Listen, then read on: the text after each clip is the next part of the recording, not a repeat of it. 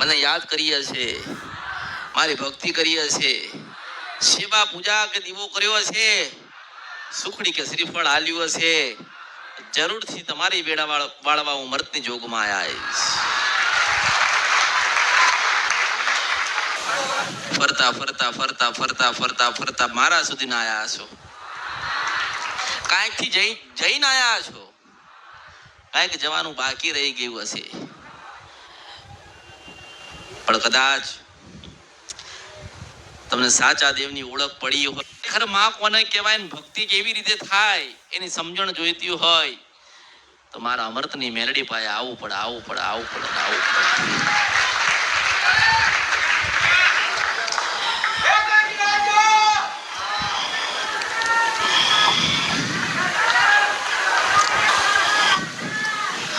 દરેકને જોવડાવું, દરેકને પોતાના પ્રશ્નના જવાબ લેવા, દરેકને મારા સુધી પહોંચવું છે. અને કેવી રીતે પહોંચી શકાય? કે મેલડી સુધી પહોંચવું હોય તો એક જ માર્ગ છે, શ્રદ્ધા, વિશ્વાસ, ભાવ, ભક્તિ ને એક સુખડીનો પ્રસાદ. આ મારા સુધી પહોંચવાની એક સીડી છે, 5 પગથિયા છે. તમે 5 પગથિયા ચડો ને 6થો પગથિયો ચડવાની તૈયારી થાય ને પાછી આવીને આવી તમારા ઘરે આવીને ઊભી રહું તો જ માનજો કે હું મેલડી હતી.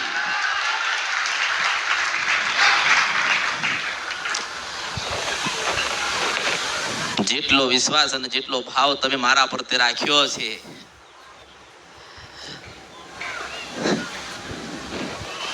જેટલી ભક્તિ તમે વધારી હશે મારા પ્રત્યે, તો જરૂરથી તમારી માની કૃપા તમને મળશે, મળશે ને મળશે.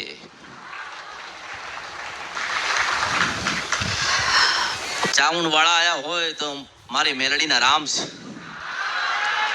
ખોડિયાલ વાળા આયા હોય તોય મારા રામ છે, મમય વાળા આયા હોય તોય રામ છે. મેલડીના ભાવિક અને મેલડીના ભક્તો તો ઘરે ઘરે, અને મેં દરેકને મેલડી બતાવી, મેલડીના માર્ગ બતાડ્યા, સુખના સાગરમાં મૂક્યા. પણ તરવાનું તમારસ. મેં તો તમને ગમે તેટલું સુખ હતું, મેં તમને તમારા નસીબનું સુખ તમને ગોતીને આપ્યું, અને કેવી રીતે ભોગવવું ને તમારું કામ છે. કાંઈક ને કાંઈક માણસ કંઈક ને કંઈક છેતરીને આવ્યો છે ને તમારે નક્કી કરવાનું કે તમારે ક્યાં જવું.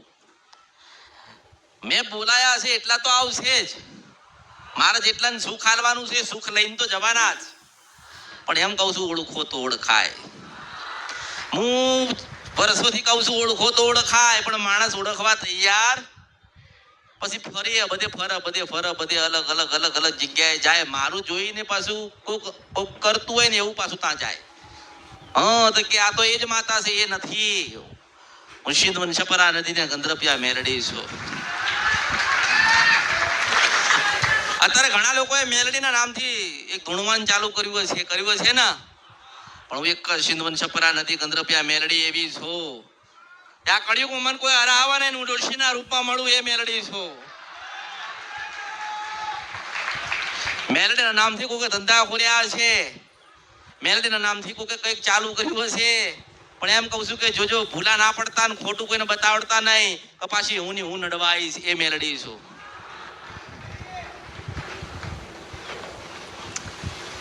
તમે તો બધા અજ્ઞાની છો, તમારામાં જ્ઞાન મારા પૂરવવાનું.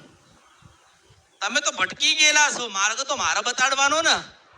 અને હું પાછી શેત્રુન ખોટો માર્ગ બતાડું, સાચા દીવાની ઓળખ ના કરાવું ને ખોટા દીવા બતાવું, ખોટા દોડધામ કરાવું, ખોટા નિવેદ કરાવું, ખોટા મંદિરો બનાવું, તો મારો ભગવાન થોડી રાજી થાય. સ્મશાનમાં તમે જાઓ, સ્મશાનમાં રામ ભગવાન બેહાડ્યા, કેમ નથી બેહાડ્યા? કારણ કે રામ પહેલા તો મહાદેવ હતા ને. સારું, કોઈ ભગવાન બતાયા, માતાજી બતાયા, તમને ભક્તિના માર્ગે મોકલ્યા ને. પણ કેવી રીતે મોકલ્યા? કે તમારા દેવની ઓળખ ના કરે ને એવી રીતે મોકલ્યા. તમારી ખરેખર જે માતા હતી ને, જે માનો કે તમારા ઘરમાં કોઈ શિકોતર માતા હોય તો શિકોતર માતા બાજુવાળાને ઘરે જશે કેવા કે મને પૂજો, તમને કે છે ને તમારા એના લોહીના જેટલા લાગતા હશે એને કે છે ને, તોય કે લોકો કે આ તો નખોદિયાની શિકોતર માતા છે. જે માં થયું હોય એ કોઈ દિવસ કોઈનું નખોદ કાઢે ખરી? માં કોઈ દિવસ કોઈનું નખોદ કાઢે ખરી? એ સ્ત્રી હતી ને, એને ધરતી પર પૂજાવાનું હતું એટલે એ માતા તરીકે પૂજાય. તમે એમ કહો છો કે માં છે ને નખોદિયાની માતા છે. નખોદિયાની માતા નથી, તમે નખોદ કાઢવા આવ્યા છો. આ નખોદિયાની માતા બતાવો ને એમને કહું છું કે તમે કોઈનું નખોદ કાઢવા આવ્યા છો. પણ જો તમને ભગવાન, તમે કોઈકને ભૂલા પાડવો છો ને તો ભગવાન તમને ભૂલા ના પાડી દે.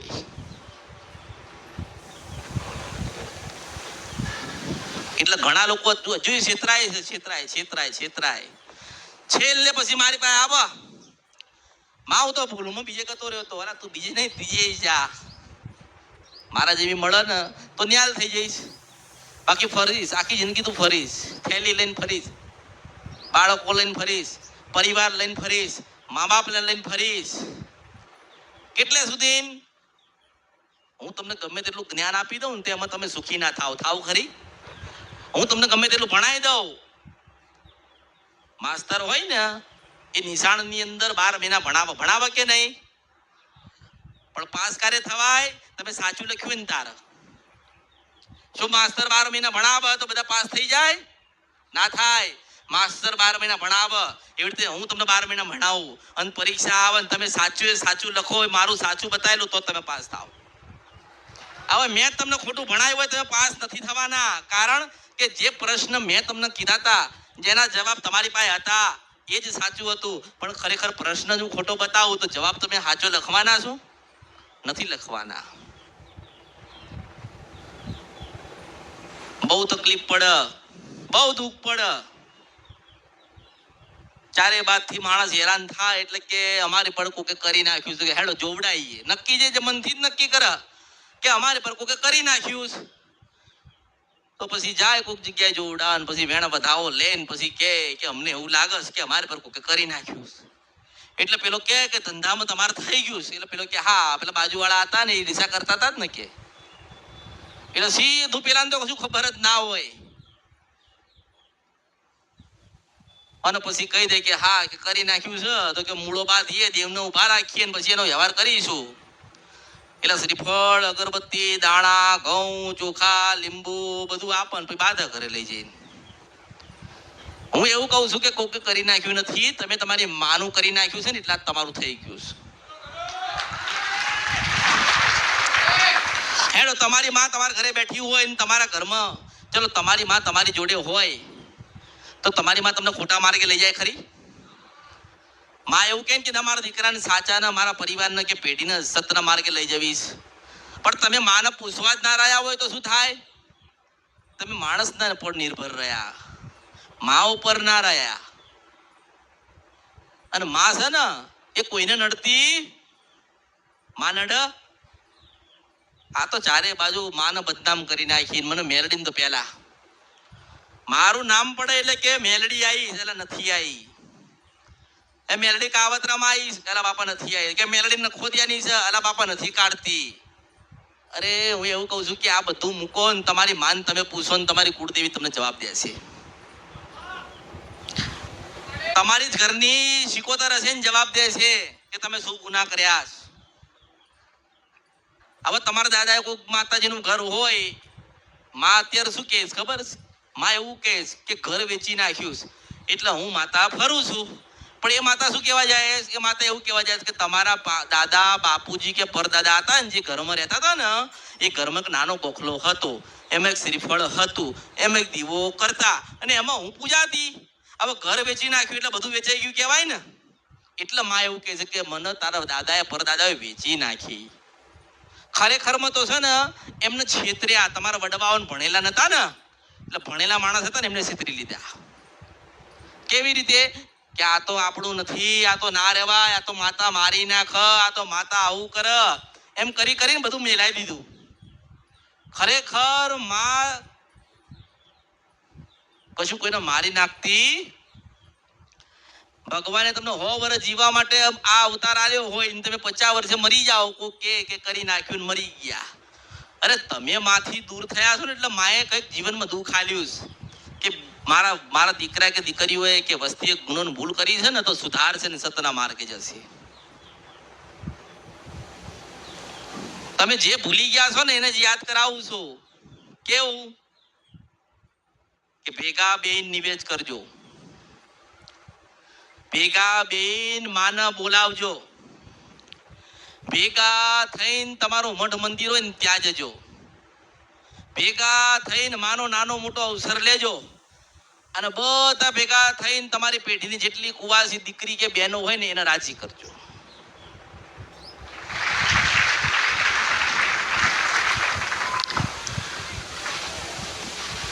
મઢ કોને બનાવ્યો? વસ્તીએ. માં કોને બેહાડ્યા? વસ્તીએ. માં કોની છે? તો કે આ વસ્તીની.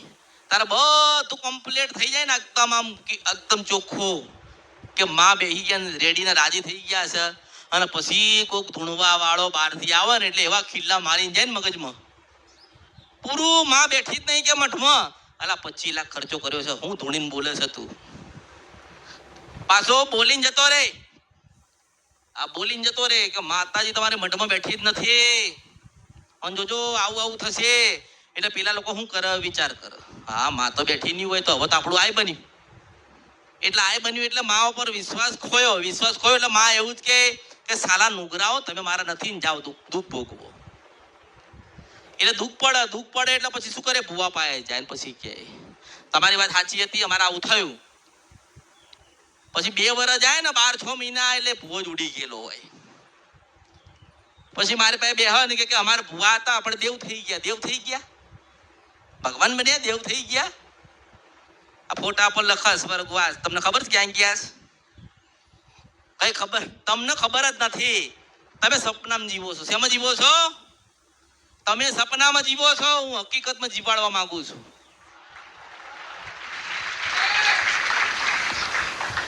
આ ઉતાવળમાં દીવો કર્યો, માં હારું કરજે. હું હારું કરતાનું ઉતાવળ છે? માં મારો દીકરો ભણી લીધું, હવે નોકરી હાલજે. માને હાલી તો હાલ છે, માને નહીં ભૂલી જવાની એમ કહું છું. આ ઘરમાંથી બહેરું જતું રહે ને તો ગાડો થઈ જાય. બહેરું કતું રહ્યું કે મારું કે એટલે માં બેઠી છે એની સેવા કર ને તારી જીવતી, અને માં કુળદેવી છે એની સેવા કર ને દહલ આયા છે. પછી મા બાપ હોય ને એમ કુળદેવીની પ્રાર્થના કરે, મારા દીકરા લગ્ન માં કુળદેવી કરી આલજો. હવે એ જ દીકરો બાર દારૂ પીતો મસાલો ઘસતો હોય, માં કે આના માટે ગોતવા જાઉં? આ 5 પૈસા માટે હું ગોતવા જાઉં? જે મારો દીવો નહીં કરતો, મને યાદ નહીં કરતો, મારી ભક્તિ નહીં કરતો, એના માટે ગોતવા જાઉં? પણ એવું કહું છું કે તમે તમારા બાળકોને જે કંઈ આપો ને તો સૌથી પહેલા માં બતાવજો ને માનો દીવો બતાવજો. આ તમારા વડીલોએ જે ગુનાની ભૂલ કર્યા ને કોઈ નહીં કહેતા તમારા દાદા પરદાદાએ ગુના કર્યા. ગુના કયા કર્યા? કે 5 ભાઈ હતા ને તો 5 ભાઈ મઢમાં બેઠા, દાણા નમાળા જોતા, એ કઈ ભાઈઓને કોઈને બોલાવે નહીં, કોઈ આગળ કોઈ વાત કરે નહીં, અને પછી બહાર નીકળે ને મઢમાં એટલે પેલી બાયો પૂછે ને એટલે કે તો પતી ગયું થઈ ગયું કે પછી ઉડી જાય ચકલાની જેમ. પછી વાતો કોણ સાંભળાવે કોણ કરે? પછી કે મારા દાદા ઘરની બહાર આવું નિવેદ કરતા. આપણે ખબર છે કોનું કરતા હતા? તો ડોશી એવું કે ડોહા કોઈ દાડો બતાવતા જ નતા ને. હવે વસ્તી દુઃખી થાય ને તારે પછી મને પૂછે, પછી હું કહું કે ઝોપડી માતા હતી કે મેરડી માતા હતી.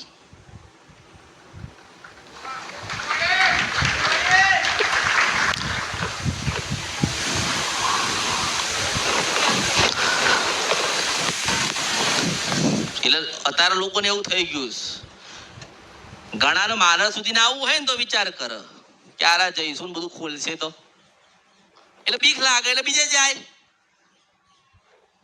એટલે બીજે જાય કે ત્રીજે જાય, છેલ્લે તો અહીં જ આવવું પડશે. આ જ ચરણ છે ને આ ચરણ છે.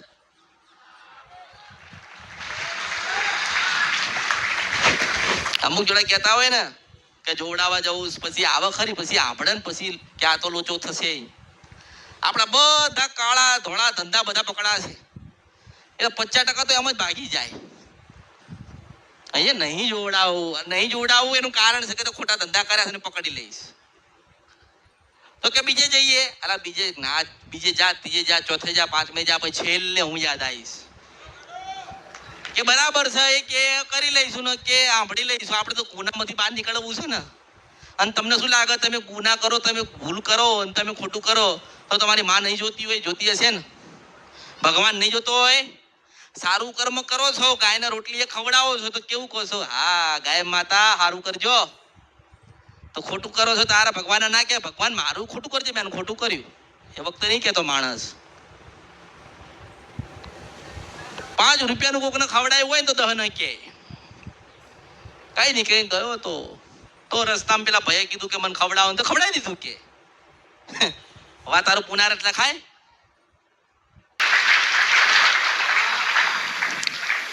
તમારે નક્કી કરવાનું કે તમારે ક્યાં જવું, તમારે કયો માર્ગ લેવો. તમારે નક્કી કરવાનું કે દુઃખી થવું છે કે સુખી થવું. તમારે નક્કી કરવાનું છે કે પેઢી તારવી છે કે ડૂબાડવી. તમારે નક્કી કરવાનું કે અમૃતની મેલડી પાસે જવું છે કે કોકની માતા પાસે જવું. અને હું નથી એવું કહેતી કે મારી પાસે આવો, મેં શું કીધું બીજી જગ્યાએ નહીં ત્રીજી જગ્યાએ જઈને આવજો. પછી છેલ્લે મારી પાસે આવવું પડે. તમે છેતરાવ છો કે તમને કોઈક ક્ષેત્ર છે એ તમારે નક્કી કરવાનું. તમારે નક્કી કરવું પડશે ને કે કોઈક તમને ક્ષેત્ર છે કે તમે છેતરાવ છો. કે માની બી ખાલસ, માતાનું બી ખાલે ને. હા કે જે ઘર છે ને અંદર માતા છે તે ઘર વેચી નાખ, નકર માં મારી નાખશે. માં મારી ના નાખ. આ માં છે ને જે વેચીને ગયો ને એની પાસે જાય, આની પાસે ના આવે. પણ લોકો એવું કે હા ખરેખર વાત સાચી હશે, માતાજી જ બોલે છે ને. અલા બધે માતાજી બોલતી હોય હે? બધે માતાજીઓ બોલતી હશે? એકથી એક મેલડી. વારે વાહ, જેટલા રંગ એટલી મેલડી. બધા અંદર આયા, બધા અંદર તો આયા છે. એક કુંડાળું છે ને અંદર બધા મેલડી આયા છે બધા. એમને ખબર નથી કે એક જ માતા એવી કે એવું કહે છે કે હું સિંધવન છપરા નથી, ગંધર્પિયા મેલડી છું. તમે ગોલ કુંડાળામાં મેલડી બનીને તો આવી ગયા, પણ તમે બહાર કેમ ના જાવ છો ને હું જોઉં છું. અને મેલડી એવી માતા છે, મેલડી એવી કે મેલડી ના પર ખોટું ધૂણો ને 25 વર્ષે સાચી થઈને આવો. હા કે તારા બાપુજીના બાપુજી હતા મેલડી નામથી ખોટું ધૂણતા હતા, તે મેલડી અત્યારે સાચી બનીને આવી. તે હવે શું કરીએ? તો કે કશું નહીં, કે પૂજવી પડે. આ કળિયુગની અંદર એક મેલડીનો જેવો ઉલ્લેખ થાય કે દુઃખમાં ગઈ હોય ને તો પૂજવી પડે.